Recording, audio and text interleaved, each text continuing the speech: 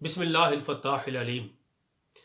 عید الفطر کے حوالے سے چند ضروری مسائل اور نماز عید ادا کرنے کا طریقہ آپ کی خدمت میں عرض کرنا چاہتا ہوں۔ پہلی بات یہ ذہن نشین رہے کہ عید کی نماز کا جو حکم ہے وہ ہجرت مدینہ کے پہلے سال دیا گیا۔ حضور صلی اللہ تعالی علیہ وآلہ وسلم جب مدینہ منورہ تشریف فرما ہوئے تو دیکھا کہ وہاں کے لوگ 2 دن عید مناتے ہیں، کھیل تماشا کرتے ہیں۔ حضور صلی اللہ تعالی علیہ وآلہ وسلم نے ان سے پوچھا کہ یہ دن کیا ہے؟ انہوں نے کہا کہ ہم ایام جاہلیت میں ان 2 دنوں میں کھیل تماشا کرتے تھے۔ سنن ابو داود شریف کے اندر ہے کہ حضور صلی اللہ تعالی علیہ وآلہ وسلم نے فرمایا کہ ان اللہ قد ابدلکم بہما خیرا منہما یوم الاضحی و یوم الفطر۔ فرمایا کہ تم 2 دن کھیل تماشا کرتے ہو، دور جاہلیت سے یہ تمہارا رواج چلا آ رہا ہے، تو سنو اللہ تعالیٰ نے ان 2 دنوں کے بدلے، یہ جو 2 دن تم کھیل تماشا کرتے ہو، ان 2 دنوں کے بدلے تمہیں ان سے بہتر 2 دن عطا فرما دیے ہیں، اور وہ 2 دن یوم الاضحی و یوم الفطر، عید الاضحی اور عید الفطر، چھوٹی عید اور بڑی عید کے 2 دن، یہ عید منانے کے لیے، خوشیاں منانے کے لیے یہ دن اللہ رب العزت نے تمہیں عطا فرمائے ہیں۔ تو حضور علیہ السلام جب مدینہ منورہ تشریف فرما ہوئے تو اللہ رب العزت نے مسلمانوں کو یہ 2 عیدیں، عید الاضحی اور عید الفطر عطا فرمائی۔ عید کہتے ہیں عربی زبان کے اندر بار بار لوٹ کر آنے والا دن۔ عید عود سے ہے، یعنی لوٹنا، بار بار آنا۔ تو چونکہ خوشی اور مسرت کے یہ دن ہر سال لوٹ کے آتے ہیں، اس لیے ان دنوں کو بھی عید کے دن کہا جاتا ہے۔ تو کہا جائے گا کہ عید الفطر کو خوشی کیوں منائی جاتی ہے، یہ خوشی کا دن کیوں ہے؟ عید الفطر بہت ساری خوشیوں کا مجموعہ ہے۔ نمبر 1، عید الفطر کو خوشی ہے کہ ہمیں ایک مرتبہ زندگی میں پھر ہمیں دوبارہ روزے رکھنے نصیب ہوئے۔ نمبر 2، ہمیں خوشی ہے کہ ہمیں راتوں کا قیام کرنا، نماز تراویح ادا کرنا پھر نصیب ہوا۔ نمبر 3، ہمیں خوشی ہے کہ اس ماہ مقدس میں اللہ رب العزت نے اپنا آخری کلام قرآن کی صورت میں ہمیں عطا فرمایا، تو نزول قرآن کی خوشی ہے۔ نمبر 4، یہ لیلۃ القدر کی خوشی رمضان شریف کے اندر ہمیں نصیب ہوئی۔ نمبر 5، اللہ تعالیٰ کی طرف سے روزے داروں کے لیے 1 عشرہ رحمت کا تھا، 1 عشرہ بخشش کا تھا، 1 عشرہ جہنم کی، دوزخ کی آگ سے، عذاب سے نجات کا تھا۔ تو ہمیں رحمت الہی ملنے پر خوشی ہے، بخشش و عنایات کے خزانے ملنے پر خوشی ہے، دوزخ کی آگ سے رہائی پر خوشی ہے۔ اس لیے حکم دیا کہ یہ ساری خوشیاں نصیب ہوئیں تو یہ عبادت کی خوشیاں تھیں، اب ان خوشیوں پر صدقہ بھی کرو۔ تو ان خوشیوں کو دوبالا کرنے کے لیے ہم عید کے دن صدقہ فطر کی صورت میں اللہ کے راستے میں خرچ کرتے ہیں، اور غریب اور مساکین کو بھی اپنی ان خوشیوں میں شامل کرتے ہیں۔ عید کے دن روزہ رکھنا جائز نہیں ہے۔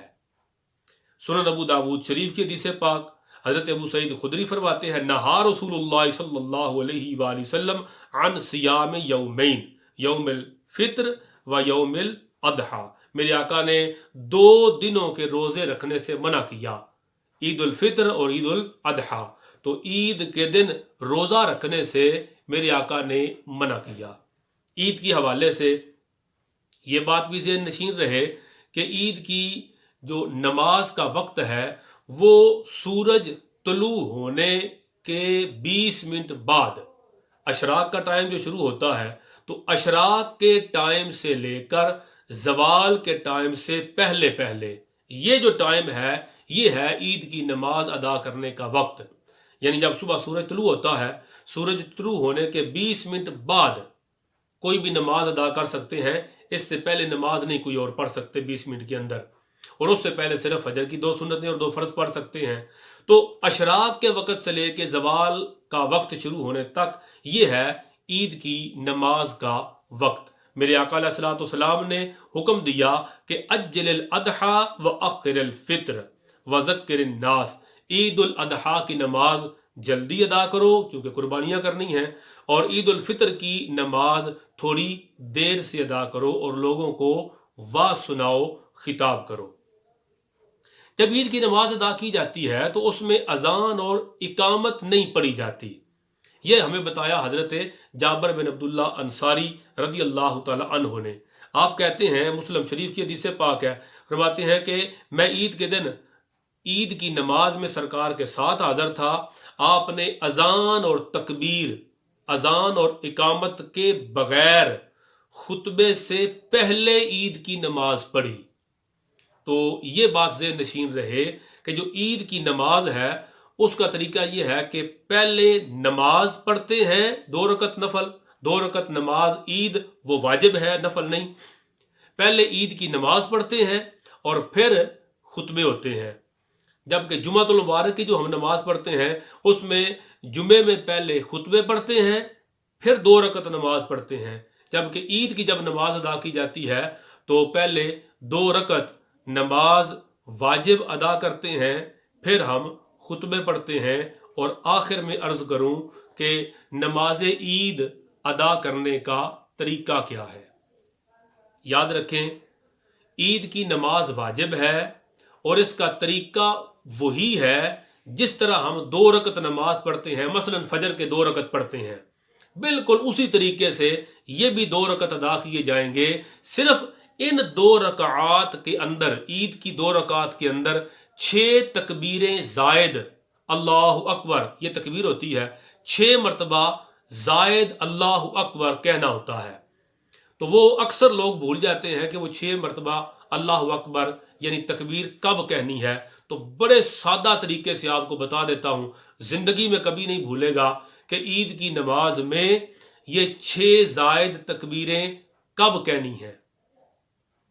پہلی بات یاد رکھیں کہ الحمد شریف اور ساتھ جو سورت ملائی جاتی ہے، کل شریف یا اور سورت ملاتے ہیں، اسے کہتے ہیں قراءت۔ الحمد شریف پڑھنا اور ساتھ قرآن کا کوئی حصہ تلاوت کرنا، ان 2 چیزوں کو کہتے ہیں قراءت۔ تو 6 زائد تکبیریں جو ہم نے عید میں کہنی ہیں وہ کیسے یاد رکھیں؟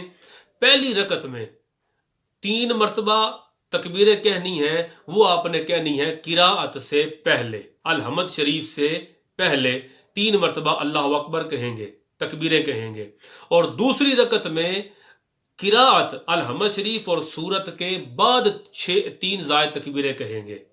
تو پہلی رکعت میں الحمد شریف سے قراءت سے پہلے 3 زائد تکبیریں ہیں، اور دوسری رکعت میں قراءت الحمد شریف اور قرآن کی آیات پڑھ کے قراءت کے بعد 3 زائد تکبیریں ہیں، یہ 6 ہو جائیں گی۔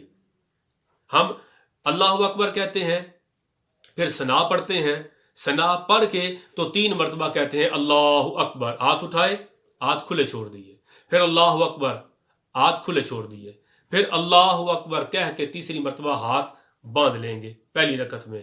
پھر امام صاحب الحمد شریف پڑھیں گے، ساتھ سورت ملائیں گے، رکوع سجدے کریں گے، دوسری رکعت میں کھڑے ہو جائیں گے، پھر قرات کریں گے، الحمد شریف پڑھیں گے، ساتھ سورت ملائیں گے، اور دوسری رکعت میں رکوع جانے سے پہلے 3 زائد تکبیریں کہیں گے، اللہ اکبر، ہاتھ کھلے چھوڑ دیے، اللہ اکبر، ہاتھ کھلے چھوڑ دیے، اللہ اکبر، ہاتھ کھلے چھوڑ دیے، اور چوتھی مرتبہ اللہ اکبر، یہ رکوع والی تکبیر ہوگی، اس میں ہاتھ نہیں اٹھانے۔ چوتھی مرتبہ اللہ اکبر کہہ کے رکوع میں جائیں گے، پھر اسی طرح سجدہ، اور پھر نماز کو آخری اتحیات مکمل پڑھ کے ختم کریں گے۔ یہ ہے نماز عید ادا کرنے کا طریقہ۔ اللہ رب العزت ہمارا ہر دن عید کا دن بنائے، مصطفیٰ جان رحمت صلی اللہ تعالی علیہ وسلم کے صدقے، آمین یا رب العالمین۔